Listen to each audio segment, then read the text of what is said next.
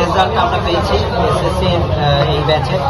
তো আমাদের 563 জন স্টুডেন্ট পরীক্ষা দিয়েছে, তার ভিতরে আমাদের পাশের হার 99.82%, যেটা সত্যিকার অর্থে আজকের যে প্রেক্ষাপট এবং যে রেজাল্ট আমরা পেয়েছি ওভারঅল সেখানে আমাদের পাশের হার এবং জিপিএ 5 যেটা হয়েছে যে 563 জনের ভিতরে 421 স্টুডেন্ট জিপিএ 5 পেয়েছে।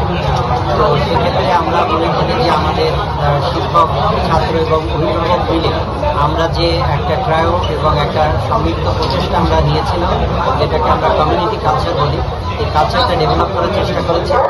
আন্তঃসম্পর্কের ভিত্তিতে আমাদের স্টুডেন্টদেরকে আমরা সত্যিকার অর্থে সামনের দিকে নিয়ে যাব। তো সেটা আমরা মনে করি যে আমাদের একটা ভালো সাকসেস আমরা পেয়েছি। এর পেছনে আরেকটা কনসেপ্ট ছিল আমাদের গ্রুপ টিচার।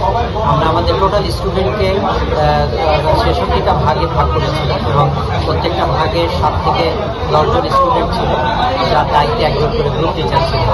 উনি স্টুডেন্টের সার্বিক দেখাশোনা করেছেন, তার পড়ালেখা এবং তার শারীরিক মানসিক যে কোনো অবস্থায় আমরা প্রতিষ্ঠান তার পাশে গিয়ে দাঁড়িয়েছি এবং পড়ালেখার ক্ষেত্রে তার যেখানে ঘাটতি ছিল গ্রুপ টিচার, সাবজেক্ট টিচারকে এনগেজ করেছেন, সেখানে অনলাইন করেছেন, বাসায় যেয়ে তাকে হেল্প করেছেন, এইভাবে তাদের পড়ালেখা আমরা দেখাশোনা করেছি। তো এই কনসেপ্টটা আমি মনে করি যে এটা যে কোনো প্রতিষ্ঠানে এটা অত্যন্ত কার্যকরী হতে পারে বলে নতুন বছরে ভর্তির ক্ষেত্রে আমি মনে করি যে স্টুডেন্ট অভিভাবকের দেখা উচিত যে কন্টিনিউয়াস ভালো রেজাল্ট করছে এবং একটা একাডেমিক এবং ইনফ্রাস্ট্রাকচারাল ব্যাকগ্রাউন্ড আছে, অন্যান্য যারা পড়াশোনা তার ভিতরে এক্সট্রা কারিকুলার অ্যাক্টিভিটিসটা দেখার প্রয়োজন আছে।